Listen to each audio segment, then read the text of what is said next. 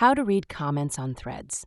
Hey guys, in today's video, I'll show you how to read comments on threads and stay engaged in conversations. So make sure to watch this video till the end, and let's get started. To read comments on threads, open the app and navigate to the post you're interested in. If a post has replies, you'll see a speech bubble icon or a number indicating the total comments. Simply tap on the post, and the full conversation, including all replies and interactions, will appear. Scroll down to read through all the comments. If there are a lot of replies, threads will automatically load more as you continue scrolling. To check if someone has responded to a specific comment, just tap on it and it will expand to show the full thread of replies. If you want to stay updated on a conversation, you can like, reply, or share any comment directly from the thread.